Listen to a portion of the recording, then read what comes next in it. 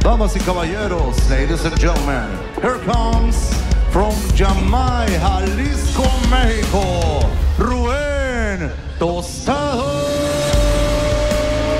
Garcia.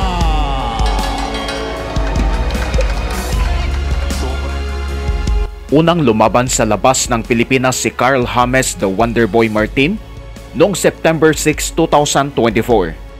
Dumayo si Martin sa Mexico at tinalo niya si Anthony Jimenez Salas via knockout sa second round.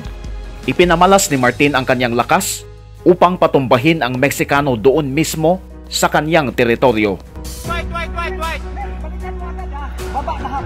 Sugod agad, Mes, ha? O, sugod agad. Mahaba pa yung oras, Mes.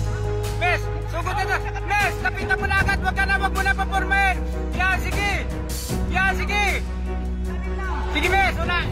Yan, sige. Bagamat isang malupit na knockout ang ipinakita ni Wonderboy, marami pa rin ang hindi kumbinsido sa kanyang lakas at boxing skills. Wala pa raw siyang elite fighters na nakalaban at karamihan sa kanyang mga tinalo ay hindi naman pasok sa world ranking. Subalit hindi naman nagpaapekto si Martin sa kanyang mga kritiko at patuloy lamang siya sa kanyang sipag sa ensayo dahil alam niya na darating din ang tamang panahon upang makuha niya ang respeto at suporta ng kaniyang mga kababayan.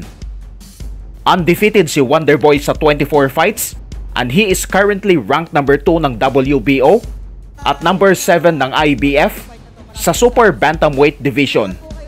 At dahil nasa ikalawang pwesto na siya sa WBO, hindi malayo ang posibilidad na mapalaban siya sa World Championship kung sakaling itutuloy ni Naoya Inoue ang kanyang plano na ibakante na ang kaniyang mga titulo sa Super Bantamweight upang formal na umakyat sa Featherweight Division.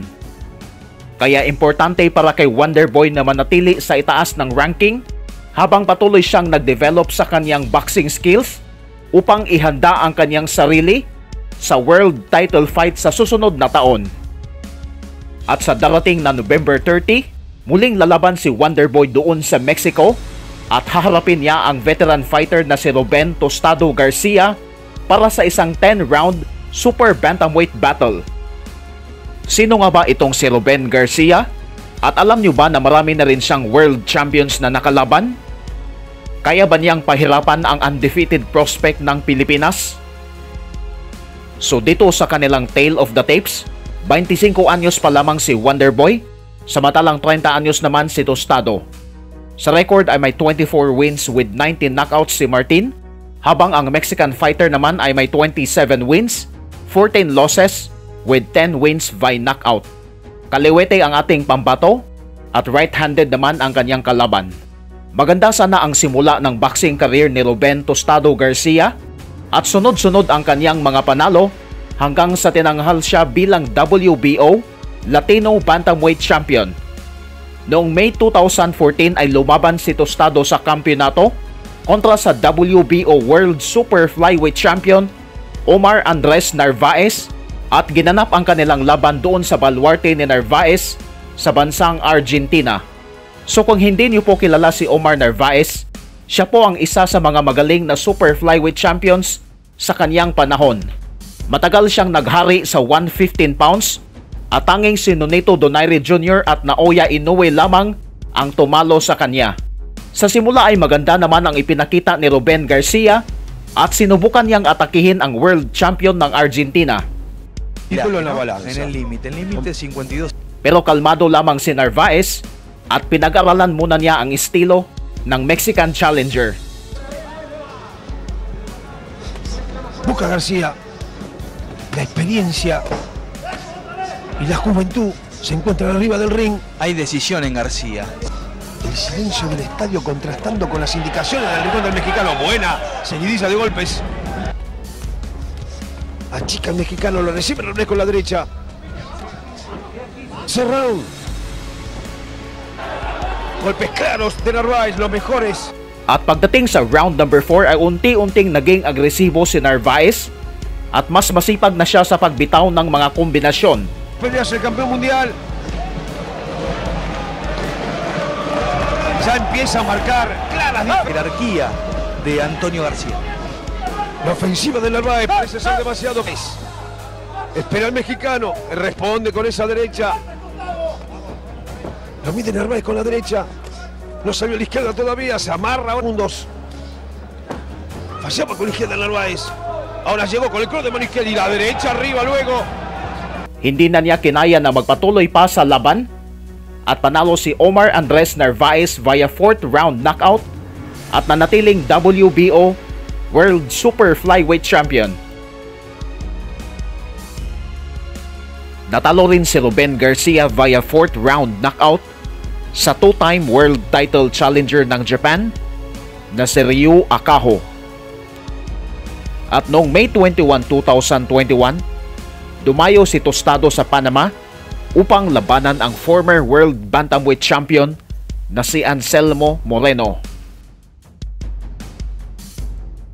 Dito sa laban ay humanap ng pagkakataon si Ruben Tostado Garcia upang patumbahin si Moreno.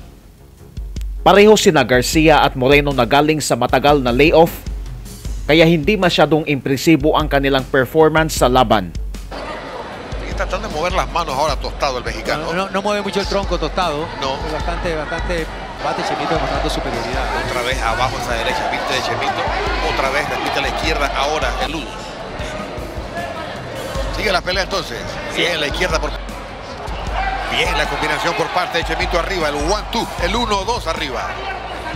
El jab nuevamente, muy rápido de manos Anselmo. Hindi sapat ang ipinakitang tapang ni Ruben Garcia upang makumbinsi ang mga hurado. At pagkatapos ng 10 rounds ay natalo siya via unanimous decision.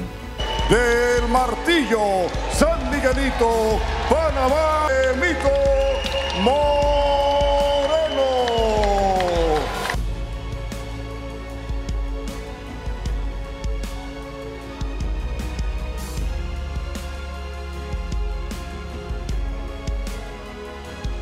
Natalo rin si Ruben Garcia sa kamay ng former world-rated contender na si Ricardo Espinosa Franco.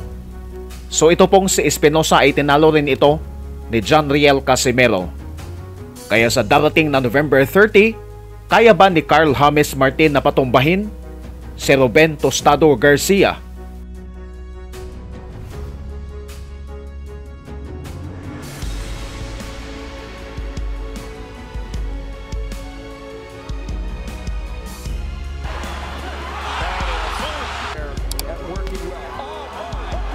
When he fought Rigondeaux.